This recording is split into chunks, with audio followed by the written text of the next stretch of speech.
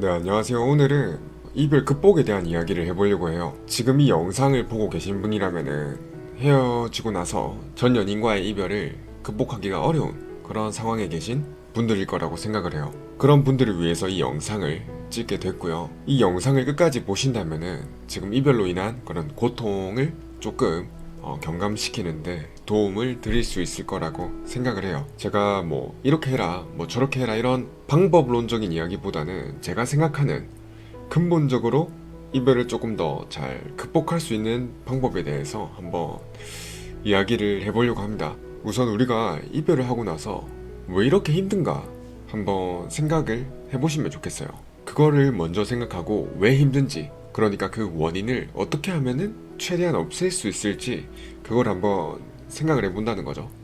이별을 하고 힘든 이유에는 크게 세 가지가 있어요. 첫 번째는 이별을 못 받아들여서, 두 번째는 후회돼서, 세 번째는 자책이 되니까. 이 세 가지 이유에 대해서 하나씩 한번 이야기해보죠. 우선 첫 번째, 이별을 못 받아들여서. 나는 아직 그 사람을 너무 사랑하기 때문에 놓아주는 게 힘이 드는 거예요. 이거는 이별을 하고 힘든 시기를 겪고 있는 사람이라면 누구나 겪는 그런 감정이에요. 근데 이 감정을 빨리 끊어내는 사람이 있는 반면에 뭐 한 달이고 두 달이고 뭐 반년, 1년, 길게는 몇 년까지 그렇게 계속해서 끌고 가는 그런 사람이 있습니다. 여기서 제가 말하는 이 이별의 힘든 감정은 헤어지고 나서 그 상대방과의 그런 기억을 추억으로 남겨두는 그런 아련한 뭔가 그런 것보다는 이별한 지 얼마 안 됐을 때 느끼는 그런 엄청난 고통 있죠. 그런 고통을 계속해서 끌고 가는 그런 감정을 얘기해요. 그럼 여기서 우리가 해야 될 건 뭘까요? 이런 고통의 감정을 끊어내기 위해서 우리가 어떤 걸 해야 될까요? 하나예요. 이 감정을 아예 없앨 수는 없어요. 다만 가능한 빠르게 이 고통을 최대한 줄이기 위해서 노력을 해야 된다는 겁니다. 그건 어떻게 하느냐? 딱 제가 말씀드릴게요.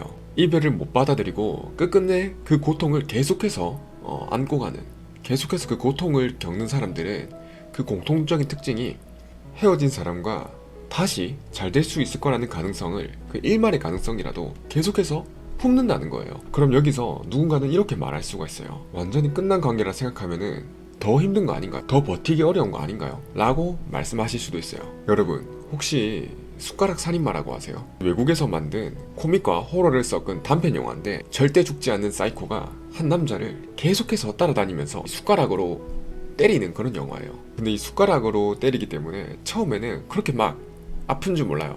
이게 한 달이고 두 달이고 뭐 반년이고 몇 년이고 계속 이렇게 숟가락으로 때리니까 그 남자, 그러니까 그 숟가락으로 맞는 그 남자는 결국 온몸에 멍이 들고 병원에도 입원하고 죽기 직전까지 가는 거죠. 근데 절대 죽지는 않는 거예요. 그 숟가락 하나니까. 상대방과의 이 재회 가능성, 그러니까 다시 만날 수 있는 가능성을 계속해서 품는 사람은 마음속에 스스로 이 숟가락 살인마를 만들어내는 거랑 똑같아요.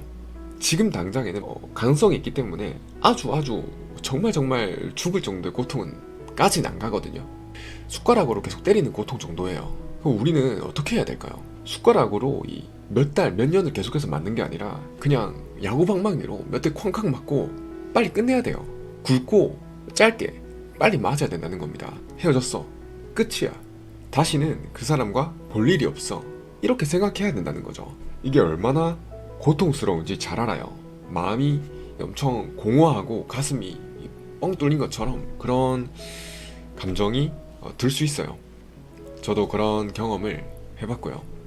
근데 어찌됐건 이렇게 상대방과 완전 끝이다 이런 거를 받아들인 사람과 그거를 받아들이지 못한 사람은 시간이 지날수록 그 차이가 확연하게 보여요. 한두 달 지나고 보면은 처음에 완전 끝이라고 이 엄청난 고통을 견뎌낸 사람들을 보면은 한두 달 지났을 때 되게 괜찮아요. 괜찮아 보여요.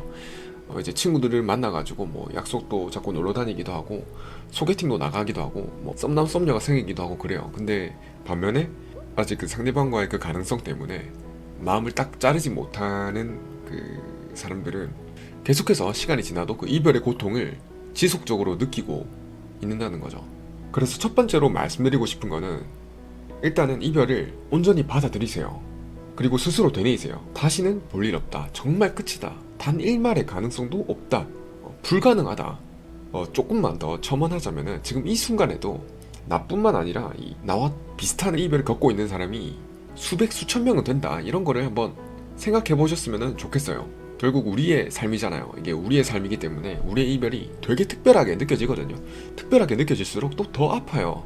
근데 실제로 우리는 하루에도 일어나는 그 수백 수천 건의 이별 중에 단 하나고 우리랑 똑같은 감정을 느끼는 사람이 하루에도 수백 수천 명씩 있다는 거예요. 그러니까 제 말은 그렇게 특별한 게 아니에요. 지금 우리의 이별은 나의 이별이 뭔가 더 애틋하고 슬픈 그런 게 아니다. 그냥 일반적인 그런 이별 중에 하나다. 제가 만약에 처음부터 이별을 받아들여라 라고 말씀드렸다면은 받아들이기가 쉽지 않았을 거예요. 그냥 뭐 당연한 소리 하네. 근데 그게 뭐 말처럼 쉽나? 이렇게 생각하실 텐데 지금까지 드린 말씀을 한번 곰곰이 생각해 보세요. 그냥 단순히 제가 받아들여라 이런 식으로 주입식으로 말씀드리고 싶은 게 아니라 근본적으로 우리가 왜 이별을 받아들여야 되는지 어떻게 받아들여야 될지 한번 제가 말씀을 드려본 거거든요. 그거에 대해서 생각해 보셨으면 좋겠어요. 그리고 이별이 힘든 두 번째 이유는 후회라는 감정 때문입니다. 내가 그때 그렇지 않았다면은 지금 그 사람과 계속해서 만나고 있지 않았을까? 내가 그때 그러지 않았다면은 그 사람은 아직 내 곁에 있지 않을까? 뭐 이런 후회인 거죠. 후회. 다들 알아요. 근데 이별을 한 분들도 아세요. 후회가 의미가 없다는 거를 다 알고 계세요. 근데도 후회라는 감정에 우리가 가슴이 더 아픈 이유가 왜 그러냐면은 우리가 그때로 과거로 돌아간다면은 지금보다 더 잘할 수 있을 거라는 그 확신이 있기 때문이거든요. 근데 그렇지 않아요. 여러분은 그때로 돌아가도 똑같이 행동을 할 거예요. 왜냐하면은 그때의 여러분은 그냥 그 여러분이기 때문이에요. 이게 조금 말장난같이 느껴지실 수가 있는데 조금만 더 제가 설명을 해볼게요. 이게 그런 말이 있어요. 최선을 다한 사람은 이별을 해도 후회가 없고 최선을 다하지 않은 사람은 이별 후에 후회가 남는다 이런 말을 하는데 그렇지 않습니다. 연애를 할 때 최선을 다한 사람도 후회를 하는 경우가 몹시 많아요. 내가 아낌없이 사랑을 주고 상대방을 배려하고 했는데 그럼에도 차이는 분들이 되게 많단 말이죠. 그런 분들도 후회를 해요. 내가 그렇게 헌신했는데 뭐 했는데 네가 어떻게 나한테 그럴 수 있어? 이런 감정도 들지만 반면에는 내가 너무 좀 과하게 사랑을 줬나? 뭐 이런 후회가 있을 수도 있고 반면에 내가 좀 더 이렇게 할걸 후회가 똑같이 있을 수 있다는 거죠. 잘하고 못하고의 차이가 아닌 거예요. 원래 상대방에 대한 그리움이나 미련이 있을 때는 내가 잘해줬던 것보다 못해줬던 게 생각이 나요. 그땐 그러지 말걸 이런 아쉬움이 남는 게 너무나도 당연한 이치예요. 그게 인간의 본성입니다. 왜 우리 주변에 반려견을 키우다가 무지개 다리를 보낸 그런 견주들을 보면은 그때 내가 조금 더 잘해줄걸, 그때 조금 더 산책 한 번 더 나가줄걸. 근데 그분들도 강아지 키우실 때 되게 최선을 다 하셨거든요. 근데 그럼에도 불구하고 강아지를 떠나보내고 나면은 못해줬던 것만 생각이 나요. 이게 왜 그러냐면은 우리가 서로 합의하에 헤어진 게 아니잖아요. 그게 반려견이든 사랑하던 사람이든 동시에 헤어지자 이렇게 해서 마음이 탁 동시에 뜬 게 아니라 아직은 마음이 있는데 헤어진 상황이라면은 계속해서 그 상대방에 대한 그 그리움으로 인해서 못해줬던 거 좀 더 잘해줄 걸 이런 생각이 들 수밖에 없다는 거죠. 그렇기 때문에 이걸 먼저 알아야 돼요. 후회라는 감정은 너무나도 당연한 거다. 자꾸 못해줬던 것만 생각이 나는 거는 그만큼 내가 지금 이 이별이 그냥 아프기 때문이다. 실제로 내가 더 잘해줬고 못해줬고의 문제가 아니다. 실제로는 최선을 다한 순간도 당연히 최선을 다하지 못한 순간도 있다. 근데 그때의 내가 진짜 나이기 때문에 내가 연기를 한 내가 아니라 그때의 내가 진짜 나기 때문에 아쉬울 거 없다. 그렇게 생각을 하셔야 된다는 거예요. 그때의 나는 지금의 이 후회라는 감정을 못 느꼈기 때문에 결국에 돌아가도 똑같이 행동을 하게 될 거라는 거죠. 우리가 지금 이 머리를 가지고 그때로 돌아간다는 그 가정은 애초에 터무니없는 가정인 거잖아요. 내가 스파이더맨이면 어떨까? 내가 오바마면 어떨까? 뭐 이런 생각을 맨날 달고 살진 않잖아요. 근데 왜 이별을 하면은 내가 그때로 돌아가면 더 잘할 수 있을 텐데 그 생각을 하는 거예요. 아예 완전 가정이 잘못된 거예요. 상상은 할 수 있는데 그 상상으로 인해서 마음이 아플 필요가 없다는 거죠. 우리가 로또를 사고 나서 지난주 로또 번호를 못 맞췄다고 막 아쉬워하지 않잖아요. 내가 지난주로 돌아간다면 다시 맞출 수 있을 텐데 이러지 않는다는 말이에요. 그거랑 똑같은 거예요. 물론 후회를 아예 하지 않으려고 하는 거는 쉽지 않습니다. 근데 후회라는 감정을 어느 방향으로 실 건지에 따라서 내가 극복하는 시간을 줄일 수도 있고 더 늘릴 수도 있다는 그런 생각을 합니다. 내가 그랬어야 됐는데 그때 걔가 그렇게 말하는 거를 어떤 의도인지 내가 눈치챘어야 됐는데 이런 식으로 자꾸 과거의 방향으로 생각을 하게 되면은 이별을 극복하는 시간이 길어질 수밖에 없는 거예요. 그러니까 후회를 하되 앞날의 방향으로 생각을 해보죠. 일단 애초에 후회라는 게 그때 그랬더라면 하고 후회를 하는 게 아무 의미 없다는 걸 이제 알았다면은 그 방향을 앞으로, 그 후회라는 감정이 드는 그 방향을 앞으로 한번 써보는 거예요. 내가 그때 이러이러한 행동을 해서 그 상대방이 서운했으니까 내가 앞으로는 좋아하는 누군가가 생겼을 때 이러이러한 행동을 자제해야겠다. 내가 앞으로는 누군가를 만날 때 조금 더 배려심 있는 그런 마음의 스크래치를 내지 않는 그런 행동을 해야겠다. 이렇게 생각을 하는 거죠. 모두가 완벽할 수는 없어요. 근데 한 가지 확실한 거는 앞으로 나아질 수는 있다는 거죠. 상대방과 연애를 했던 그때의 나, 그리고 헤어지고 나서 스스로를 돌아보고 있는 지금의 나, 모두 나예요.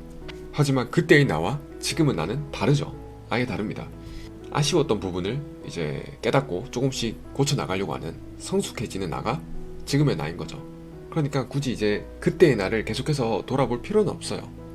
제가 강조하는 거는 후회라는 거를 그때 그랬더라면, 이거는 애초에 내가 지난주에 그 로또 복권 그 번호를 찍었더라면 이렇게 생각하는 거랑 똑같다는 거라고 제가 말씀을 드리고 싶은 거예요. 그래서 첫 번째로 후회라는 감정이 아예 안 들 수는 없지만 그 후회라는 거의 실체를 들여다보면은 아예 터무니없는 망상이다.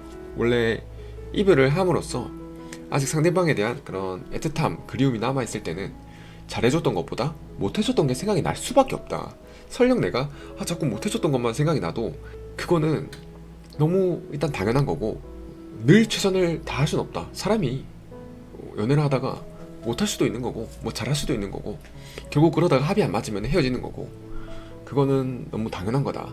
뭐 이렇게 생각을 하셨으면 좋겠어요. 그래서 조금 정리를 하자면, 첫 번째로 후회는 당연히 들 수 있는 감정이다. 하지만 후회의 원인이 내가 최선을 다하지 않았기 때문은 아니다. 인간이라면은 이별을 하고 나서 아직 상대방에 대한 그런 그리움, 애틋함이 있을 때는 잘해줬던 것보다 못해줬던 게 생각이 날 수밖에 없다. 그러니까 그거는 내가 실제로 잘해줬던 것과 못해줬던 거는 그거랑은 별개다. 그쵸? 최선을 다한 순간도 있는 반면에 상대방을 서운하게 했던, 아쉽게 했던, 최선을 다하지 못한 그런 나의 모습도 있는 거죠. 그거는 누구나 다 똑같은 거예요. 그리고 두 번째, 상대방과 연애를 할 때의 나, 그리고 지금의 나, 둘 다 똑같은 나지만 그때의 나와 지금의 나는 엄연히 완전히 다른 존재다. 그때 과거를 생각하면서 후회를 하는 거는 내가 지난주에 이 로또 복권을 살걸, 지난달에 이 로또 복권 번호를 살걸 하는 것과 똑같은 지금 가정을 하는 거다. 그렇기 때문에 그때 그랬더라면이라고 생각을 하는 거는 있을 수 없는 일을 상상을 계속해서 내 스스로 고통을 만든다 라는 거죠. 그래서 후회의 방향을 이제는 뒤가 아닌 좀 더 그 감정을 앞으로 쓰는 그런 생각을 해보셨으면 좋겠어요. 물론 잘 알아요. 이게 후회를 하지 않는다는 게 쉽지가 않다는 거 압니다. 쉽지가 않다는 거 알아요. 그럼에도 제가 지금까지 쭉 말씀드린 그 후회라는 감정의 실체를 한번 곰곰이 생각해 보셨으면 좋겠어요. 내가 이 후회가 진짜 후회인가? 실제로 여러분이 잘했고 못했고를 떠나서 사랑하는 사람과 이별을 하고 나서 후회를 하지 않는 사람이 얼마나 있을까요? 내가 모든 사랑을 퍼줬음에도 불구하고 후회를 하는 게, 이별하고 나면은 못해줬던 거에 대한 아쉬움이 남는 게, 그게 사람이에요. 자식한테 모든 사랑을 다 써도 한편으로는 못해준 거에 대한 아쉬움이 남는 게 부모라고 하잖아요. 그런 자식에게 무한한 사랑을 주는 부모도 자식에 대한 그 사랑에 대한 그런 뭔가 그 아쉬움이 남는 게 인간의 이런 존재인데, 우리가 인생 살면서 지나가는 연인에 대한 그런 감정이 드는 거는, 아쉬움 뭐 이런 감정이 드는 거는 너무나도 당연한 게 아닐까. 후회라는 감정은 자연스럽게 드는 거고, 실제로 그건 내가 잘하고 못한 거 그거랑은 별개다. 이렇게 생각을 하셨으면 좋겠어요. 지금 제가 드린 말씀을 한번 쭉 생각해 보신다면은 후회라는 그 감정의 크기가 많이 줄어들 거예요. 그리고 그만큼 후회라는 감정이 나에게 주는 고통이 좀 적어질 거라고 생각을 합니다.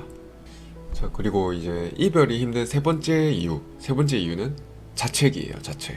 자기 비하라고도 하죠. 후회와 자책은 달라요. 후회가 과거에 아쉬웠던 점을 좀 뉘우치는 그 정도라면은, 자책은 그걸 넘어서, 후회를 넘어서 스스로를 탓하고 비하하는 거예요. 자책을 언제 제일 많이 하는 줄 아세요? 이별을 진지하게 생각해 본 적이 없는데 상대방으로부터 이별을 통보받을 때, 그때 사람들이 자책을 제일 많이 합니다. 물론 저도 많이 해봤어요. 정말 많이 해봤어요. 내 딴에는 헤어질 정도의 우리가 그런 헤어질 관계가 아닌데, 아직 준비가 안 됐는데, 전혀 준비가 안 됐는데 상대방으로부터 이별을 통보받은 거예요.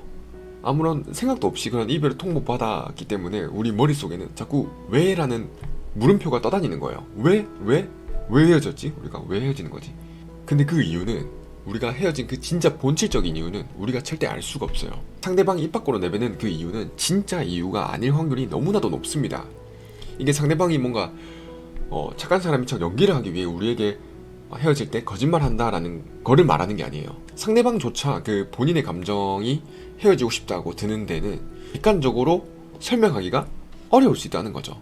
어쨌거나 요지는 우리가 자꾸 왜라는 물음표가 뜨는데, 이게 상대방이 진짜 왜 헤어지는지에 대한 그 본질적인 근본적인 이유를 알 수 없으니까 우리는 우리가 아는 정보 내에서만 자꾸 계속해서 헤어진 이유에 대해서 생각을 하게 된다는 거죠. 그러다 보니까 내가 잘못했던 거, 못했던 거, 아쉬웠던 거, 상대방이 나에게 뭐라 했던 거, 그것만 생각이 나는 거예요. 자꾸 이별의 원인을 나한테서 찾게 되는 거예요. 자꾸 나한테서 찾다 보니까 평소에 자존감이나 이런 게 튼튼했던 사람도 자존감이 쭉쭉 깎일 수밖에 없어요. 상대방이 나에게 뭐라 했던 거, 그런 것들만 생각이 나니까 아, 나 때문에 헤어졌네, 내가 못했네, 이런 생각이 들어서 계속해서 우울의 늪에 빠질 수밖에 없죠. 그럼 어떻게 해야 될까요? 불필요한 자책을 멈춰야죠. 그러면 그 자책은 또 어떻게 멈출까요? 그거에 대해서 제가 말씀드릴게요. 이걸 아셔야 됩니다. 이별은 한쪽만이 원인을 제공하는 게 아니에요. 근데 이별을 통보받을 때 나의 뇌가 무의식적으로 그 이별을 통보한 상대방이 나보다 좀 더 가치가 높은 사람으로 인식하게 됩니다. 그렇기 때문에 이별의 원인을 내가 절대적으로 많이 제공했다라고 생각을 하게 되는 거예요. 나의 부족함을 더 찾게 되는 거고. 그러니까 이별의 원인이 온전히 나에게만 있지 않다는 것, 우리가 서로가 원인이 있고 서로가 맞지 않기 때문에 헤어진다는 것, 그거를 온전히 받아들이는 것이 자기 비하, 자책을 멈추는 시작이에요. 예를 한번 들어볼게요. 내가 평소에 상대방에게 애정 표현이 부족하다는 그런 아쉬움을 자주 막 토로했어요. 근데 그러던 어느 날 상대방이 너 너무 그런 애정 표현으로 징징대는 것 같아, 나랑 너무 안 맞아, 우리 헤어지자, 이렇게 이별을 통보합니다. 그럼 이게 단순히 평소에 애정 표현의 부족함을 얘기했던 그 사람의 잘못일까요? 아니죠. 그 애정 표현의 온도가 맞지 않았던 그 서로의 다름 때문에 헤어지는 거죠. 또 이런 경우도 있어요. 사실은 본인도 그 상대방과 헤어짐에 있어서 나도 그렇고 상대방도 그렇고 원인이 서로에게 있다는 거를 잘 알고 있는데, 헤어진 거에 대한 그 원인을 상대방에게 다 뒤집어 씌우듯이 얘기하는 거예요. 그러니까 내 잘못은 쏙 빼고, 그러니까 내가 생각하는 나의 원인은 쏙 빼고 상대방이 뭐 이러이러하기 때문에 헤어진다라고 말하는 거죠. 본인은 헤어지는 원인이 본인에게도 있다는 걸 안다는 거예요. 근데 알지만 이별을 통보하는 입장에서 나쁜 사람이 되기 싫으니까, 혹은 죄책감을 덜어내고 싶으니까 원인을 상대방에게서 찾으려고 하고, 또 상대방에게 주된 원인이 있는 것처럼 또 얘기하기도 하죠. 그게 의식적으로든 무의식적으로든 충분히 그렇게 얘기할 수가 있다는 겁니다. 그러니까 제가 이렇게까지 말하면서 전달드리고픈 요지는, 후회는 할 수 있어도 자책이나 자기 비하는 하등할 필요가 없다는 거예요. 사실 깊게 따져보면 후회도 할 필요가 없는 거예요. 근데 뭐 후회를 아예 하지 않는 거는 쉽지가 않으니까 어느 정도 그냥 하되 불필요하게만 하지 말자 라고 했던 거고, 자책은 정말 필요가 없다 라고 말씀드리는 거예요. 그냥 내가 지금 차여서 순간적으로 그리고 무의식적으로 상대방의 가치가 좀 높아졌기 때문에, 그리고 내 자존감은 낮아졌기 때문에 이별의 원인을 자꾸 나에게서 찾고 내 스스로 비하하려고 하는구나, 나의 감정이 자꾸 그렇게 나를 힘들게 만들려고 하는구나, 그걸 아셔야 돼요. 그게 실제로 사실이기도 하고요. 그러니까 자책하지 마세요. 후회는 할 수 있어요. 내가 뭐 예를 들어서 바람을 펴가지고 차였어, 그럼 후회하세요. 근데 설령 이렇게 바람을 폈어도 앞에서 제가 말씀드린 것처럼 바람을 폈던 그때의 나와 지금의 나는 아예 다른 사람인 거예요. 그러니까 사실 바람을 핀 것도 굳이 뭐 후회를 하고 자책까지 갈 필요가 없다는 거예요.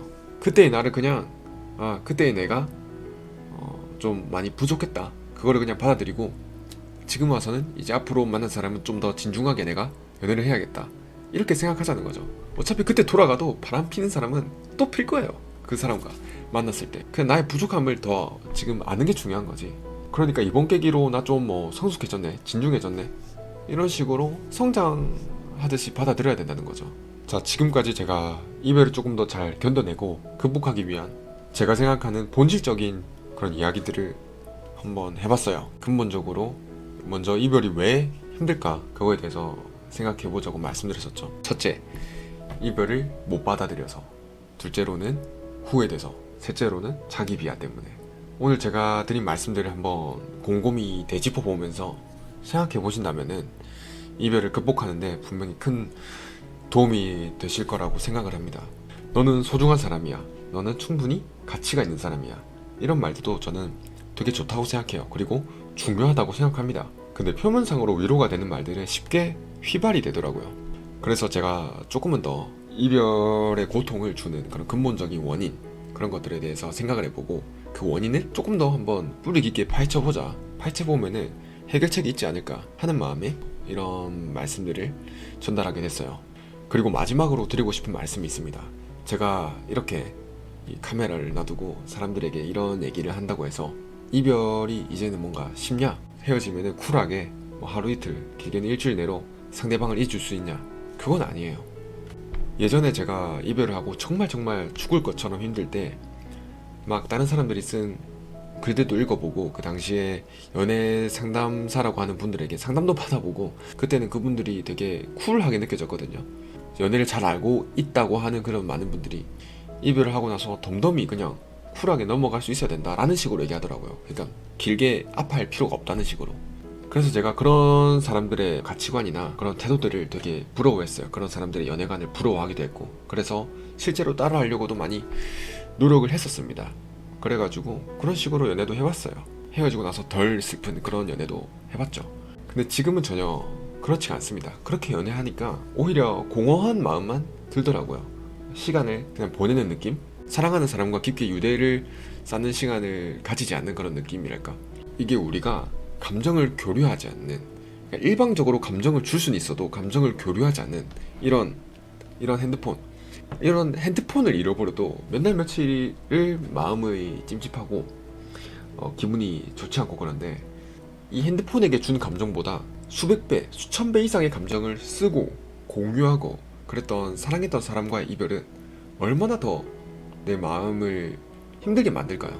그걸 생각해보면은 힘든 게 당연한 거예요. 너무나도 당연한 거예요.